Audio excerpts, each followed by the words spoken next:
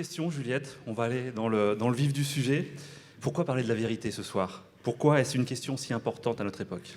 Pour moi, c'est une question d'une importance primordiale, parce que si nous ne faisons plus la différence entre le vrai et le faux, si nous en sommes plus capables, nous engageons notre liberté. Notre liberté est menacée. Je fais de la philosophie, je l'enseigne, j'écris des livres, j'essaie de comprendre ce qui se passe dans le monde contemporain, et en fait, je suis assez inquiète. Est-ce que c'est si grave que les gens se trompent? Ça peut ne pas l'être, nous nous trompons tous. La difficulté, ce n'est pas toujours de faire la différence entre la vérité et l'erreur, la vérité et le mensonge, les fausses et vraies nouvelles, mais c'est que nous sommes actuellement départis, c'est un peu difficile à comprendre peut-être, de la capacité de faire la démarcation entre ce qui est l'ordre du vrai et ce qui est l'ordre du faux. Cette démarcation se brouille et nous devons tout à fait incapables de faire la part des choses.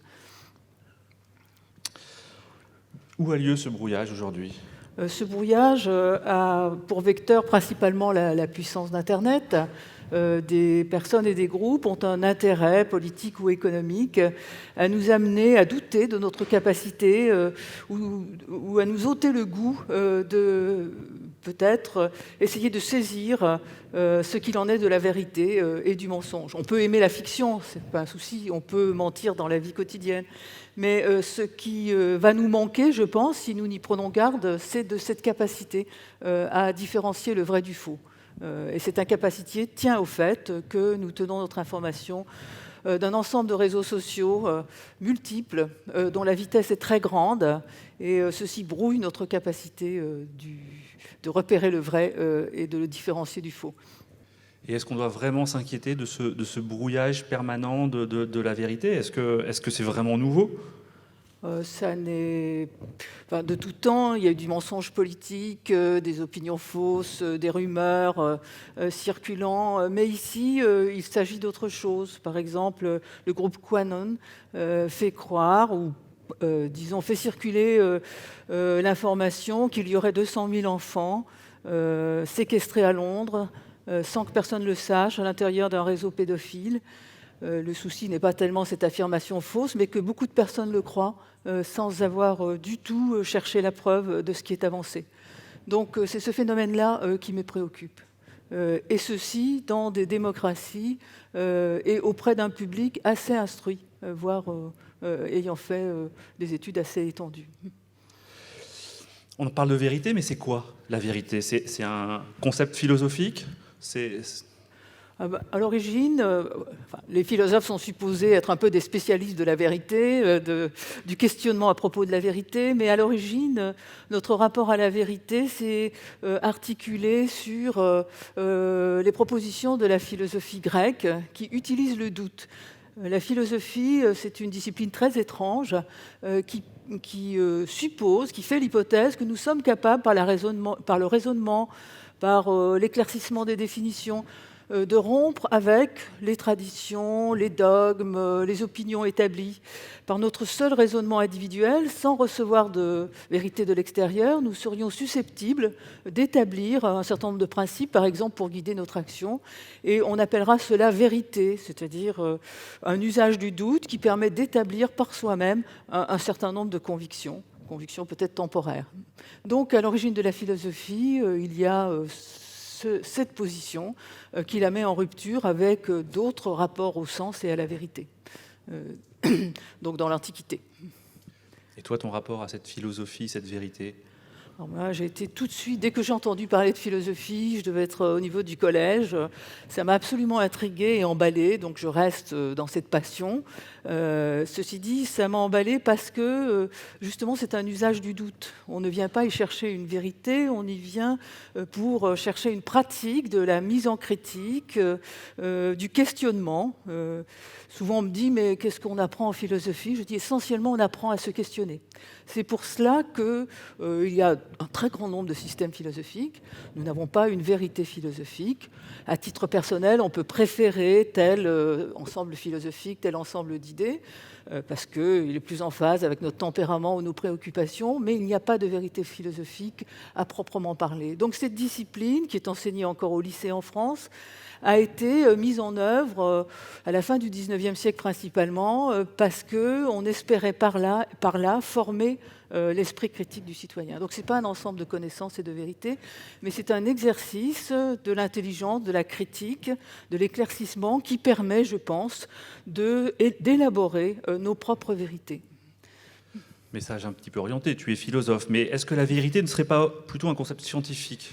Alors, certes, on a besoin du doute philosophique, mais depuis le XVIIe siècle, la vérité nous vient des sciences. Encore aujourd'hui, en tout cas, des vérités nous viennent des sciences. Alors, qu'est-ce que la vérité scientifique ? Ça n'est plus le raisonnement intérieur de personnes qui seraient des individus, mais c'est l'établissement par une collectivité, en général spécialisée sur une science, par l'expérimentation, la vérification, donc l'établissement de vérités partielles, qui concerne la discipline en question. La Royal Society à Londres, avec Newton, a été la première société de scientifiques qui faisait des expériences publiques et qui a établi de manière un peu systématique ce type de vérité.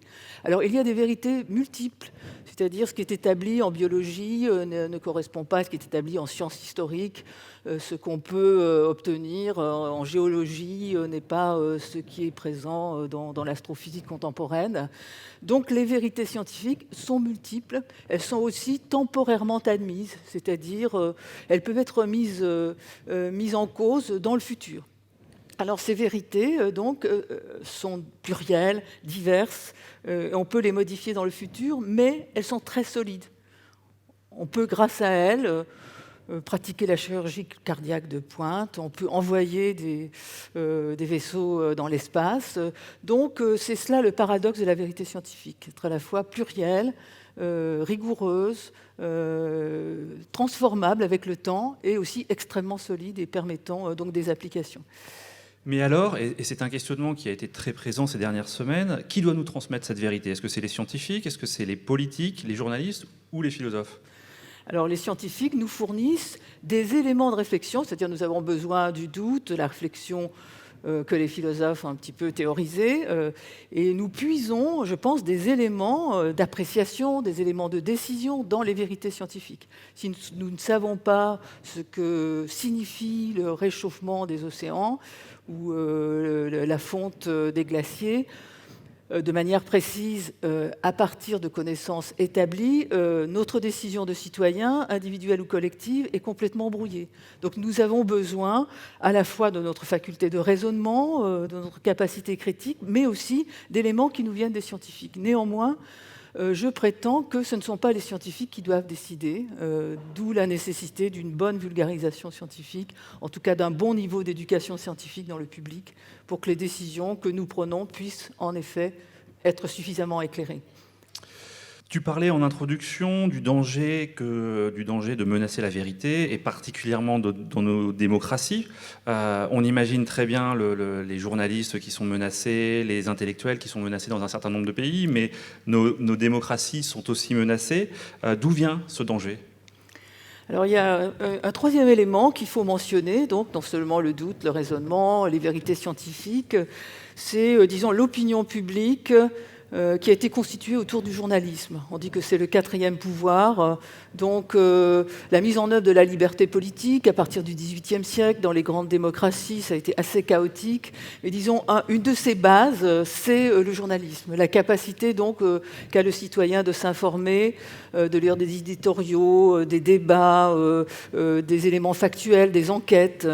Cela constitue la base de la démocratie, c'est-à-dire les attaques actuelles contre les journalistes, contre des supports de presse sérieux, voire l'assassinat ou la séquestration, la mise en cause de journalistes, également de scientifiques et d'intellectuels, parfois surtout de journalistes principalement. C'est quelque chose qui fait craindre qu'un des piliers donc, de la citoyenneté dans notre démocratie soit atteinte. Voilà, je pense. Alors il y a un certain danger à s'intéresser à la vérité. Il faut un certain courage pour affronter la vérité.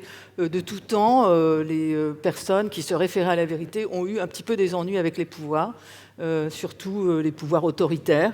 Donc, au XVIIIe siècle, Rousseau a été chassé de France, ses livres ont été brûlés, lacérés.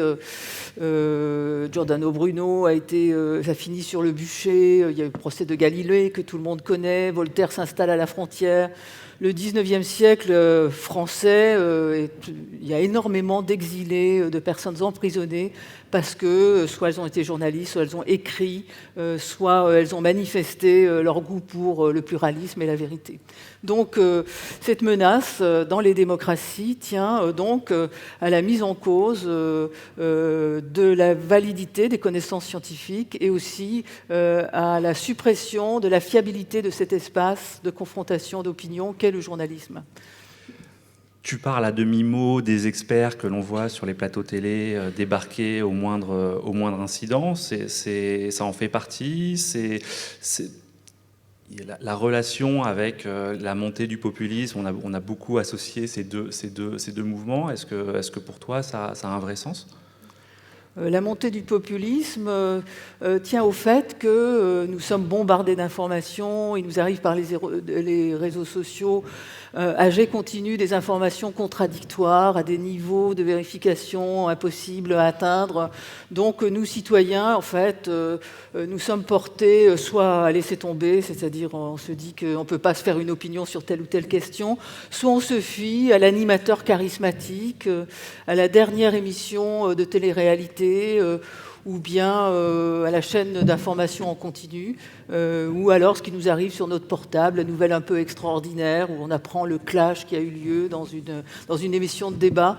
Donc c'est comme cela que fonctionnent donc nos experts de plateau, en fait, qui sont plutôt dans le spectaculaire, dans le mélange d'information et de spectacle, qui actuellement structure un petit peu notre vie politique et notre vie sociale.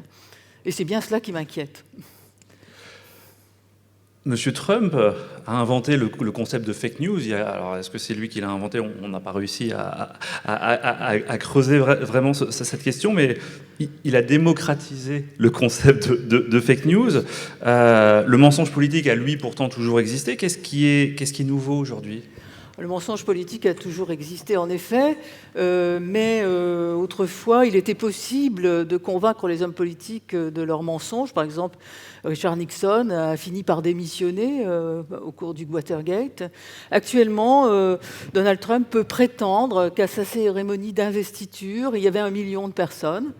Il prétend. Il y avait des journalistes, des gens ont pris des photos, il y a des témoignages, il y a des récits, il y a un très grand nombre de supports de presse, mais ceci n'a pas d'effet. C'est en fait les journalistes qui sont mis en cause par lui. Donc nous sommes dans le cadre d'une espèce de post-vérité. Alors nous sommes toujours dans le cadre démocratique, formellement, mais le fait que Donald Trump ne soit pas confronté à une polémique, une mise en cause, la discussion de ce qu'il affirme, la confrontation avec la factualité, pose problème, me semble-t-il. Donc une de ses conseillères parle de post-vérité. Nous serions dans l'univers de la post-vérité. C'est cela qui me paraît extrêmement inquiétant. En conclusion, que devons-nous faire pour défendre cette vérité ? Que devons-nous faire ? Alors, en tant que philosophe, j'essaie de communiquer, par exemple dans ce TEDx aujourd'hui. C'est pas toujours facile parce qu'il y a une certaine facilité dans nos informations au spectacle. Nous sommes tous un petit peu fascinés par la même chose. Donc, c'est un peu rude de prendre du recul. Mais donc, je pense que vous, moi, nous devons défendre notre liberté. C'est-à-dire par la formation, par l'attention, en variant les sources d'informations que nous pouvons avoir pour nos discussions, en s'intéressant à des débats sérieux, parce qu'il en existe dans les médias. Nous pouvons, je pense, si nous avons ce courage de la vérité, si nous nous engageons à cela, si nous nous sentons concernés, hors d'une civilisation de loisirs, je pense que nous pouvons protéger cette très précieuse liberté mise en péril dans notre cadre démocratique, y compris, hélas. Merci beaucoup, merci à Juliette. Vous.